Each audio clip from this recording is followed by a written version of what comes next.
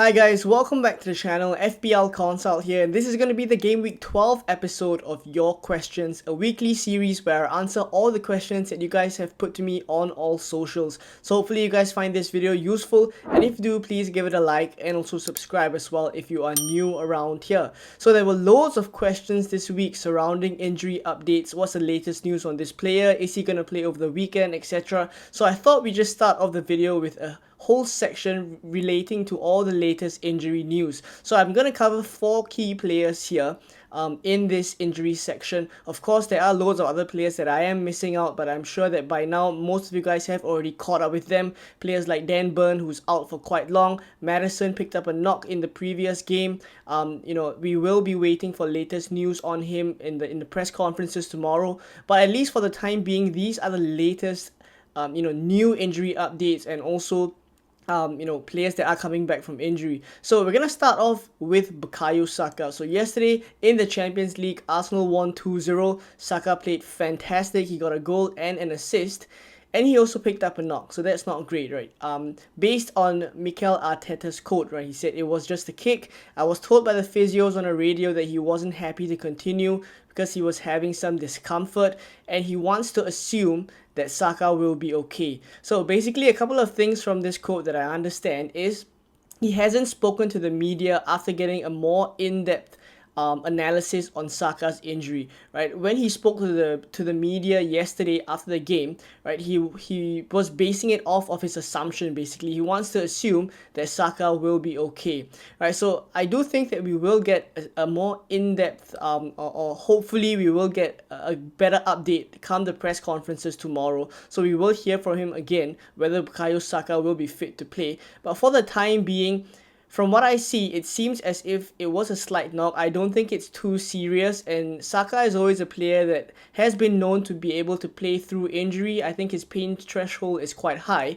So once again, Saka is the kind of player where if he's able to play, as we've seen in the past seasons and this season as well, if he's fine to play, I think he will continue to play this weekend against Burnley as well. So I am hopeful that he will be able to play. I will wait for latest news in the press conferences tomorrow to see what Arteta says, if he gives any updates there.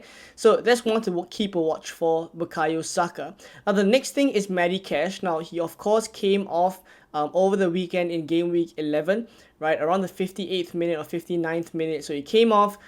It was rumored that he was having a shoulder injury, but based off of the latest news, Matty Cash has trained today ahead of Aston Villa's game against Alkmaar. So basically, after the injury he picked up over the weekend, he's returned to training now and he should be fit to play against Alkmaar. We will see in Europe, basically, once the game happens, we will get more updates on whether he's fit to play or whether he's just on the bench. But regardless of the case, I feel like he should be fine for the weekend, for the game over the weekend, game week 12. Right, so that's for Matty Cash. As for the Brighton updates, Roberto De Zerbi has said that Pervis Estupiñán is in contention to play some part against Ajax. Lamptey is still ruled out. So basically, there's not a lot of options for De Zerbi in that left back spot. Estupiñán is of course first choice, and I think if he's fit to play, Estupiñán should be getting a run in. But the thing is, he is coming back from injury, and if he's to play against Ajax, there's no certainty that he'll play over the weekend as well against Sheffield. So for the time being, I think it's a wait and see situation. I don't think we go out to buy Estupiñán immediately, considering that Brighton are still conceding quite a couple of goals. Their defensive numbers aren't great. And Estupiñán is just coming back from injury, so whether he hits the kind of form that he was putting up in the previous game weeks, it remains to be seen. We will have to give him some time to get back into shape. So we'll see what happens with there, but at least for the time being, it's good signs that he is in contention to come back from injury.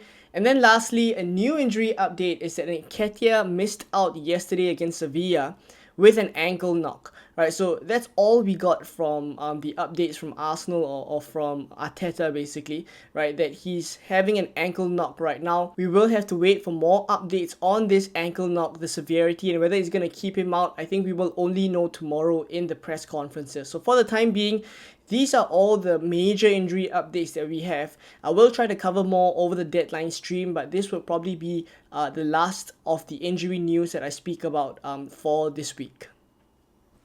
So getting into some of your questions, the first one is about Cole Palmer. Is he a good option for the next few game weeks? So of course this question has come about because he has just come off a double-digit haul against Spurs over the weekend. 1 goal and 1 assist. He converted yet another penalty. So that's 3 in 3 for Cole Palmer already. I think he keeps penalties as well. So that kind of makes him a very decent option at 5.1 million. He's risen 0.1 million as we speak already. So the question is whether we buy him now or we wait until game week 16 when the fixtures get better. So just to give an idea of the next couple of fixtures, it's Man City, Newcastle, Brighton and Manchester United before the fixtures get good in game week 16.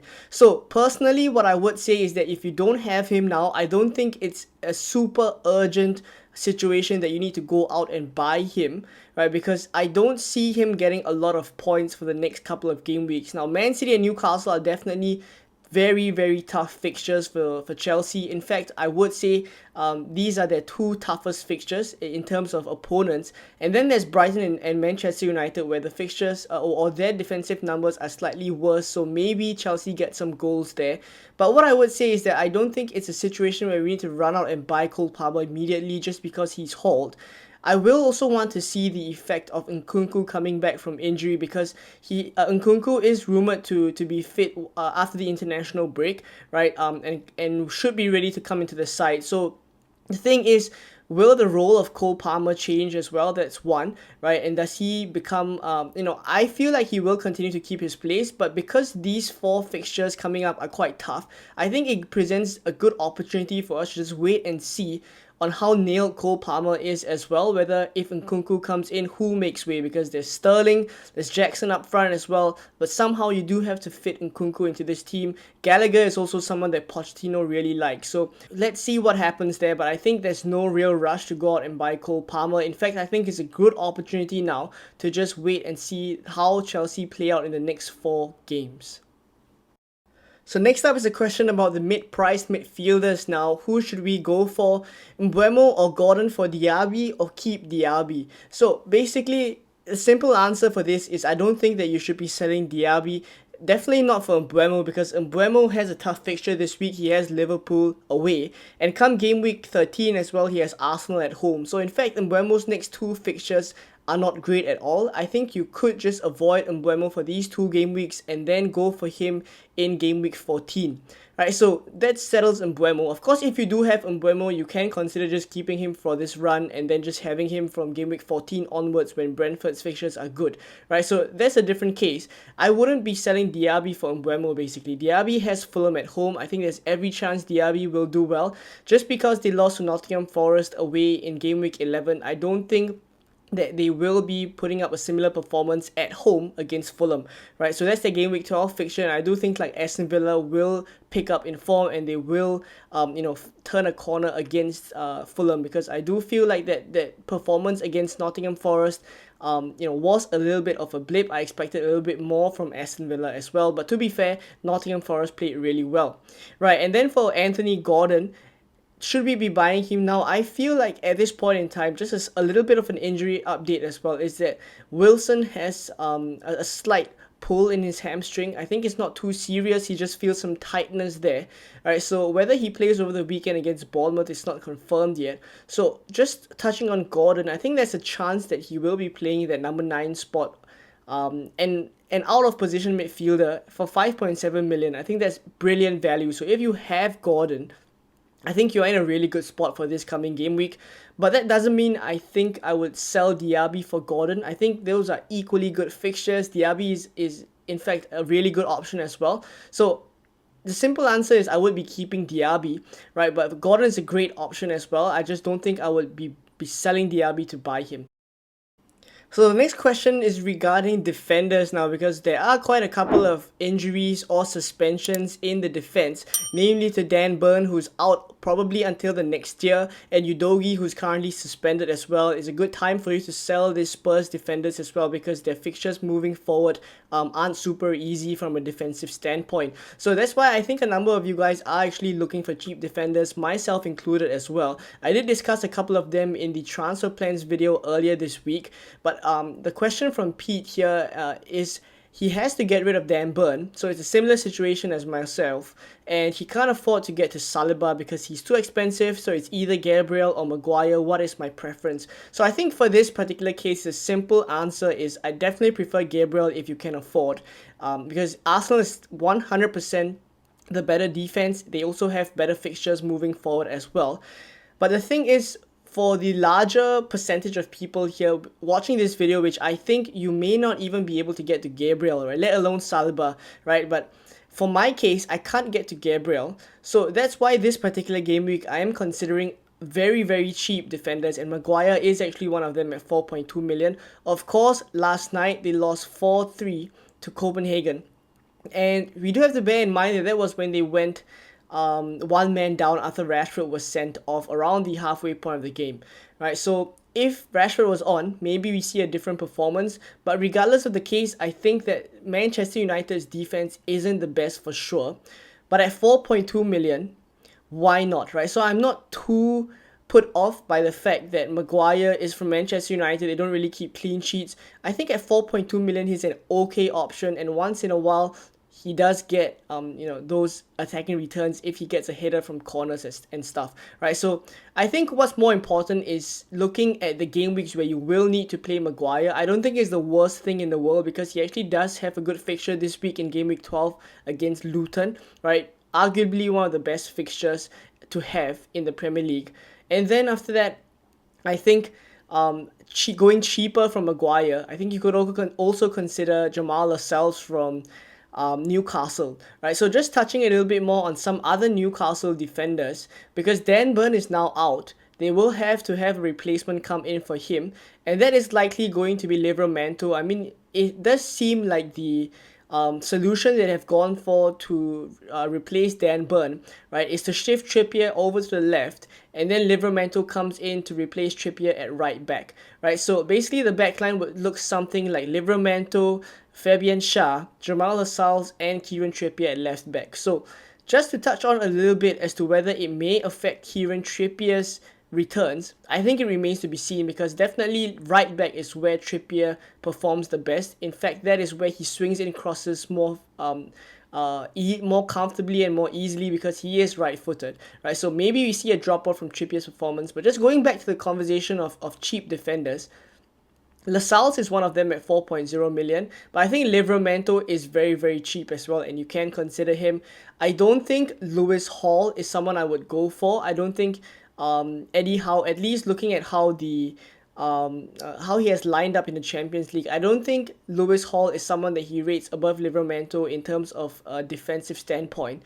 And I will think that he wants to continue keeping that defense line very, very solid. In which case, I think Livramento comes in for Kieran Trippier, and Kieran Trippier moves over to the left.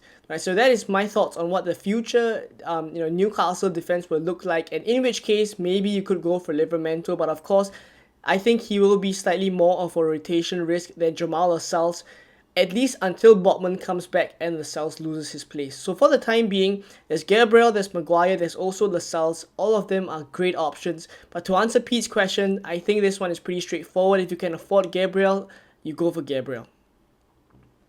So lastly, for some of you guys still with your wild card, you're looking at your team and maybe you have Udogie who's suspended for game week 12, you have Maddison who's yellow flagged, you also have Dan Burn who is red flagged and probably only coming back next year.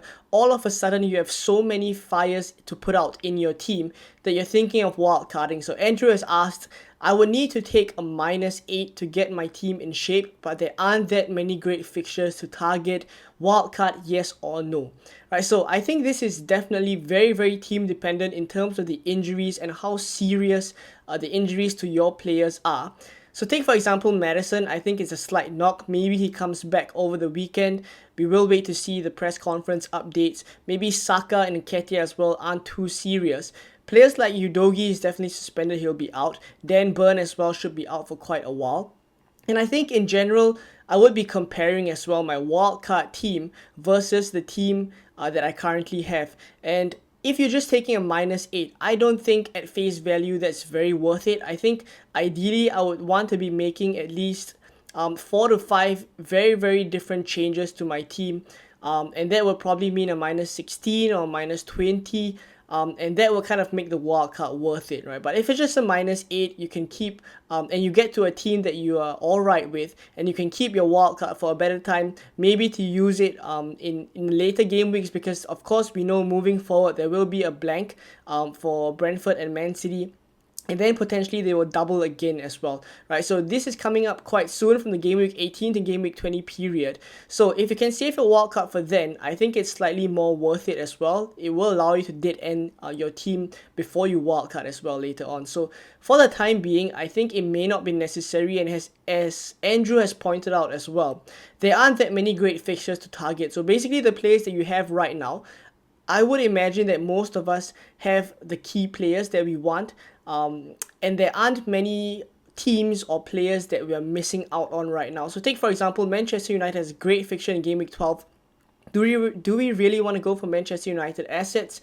I don't think so, right? And then there are other players right now that I think you currently have and they're fine to keep as well. Maybe they currently don't have great fixtures, maybe an Mbeumo as well, right? He doesn't have great fixtures now, but he's definitely a hold for the longer term. Come game week 14 onwards, I think a lot of us will be jumping on them. So I think it's more of assessing the type of players that you have, and of course taking a look at how different your team would look like on a wildcard. If it's not too different, you can just take a -8. I think you just save the wildcard, right? But of course, once again, very team dependent.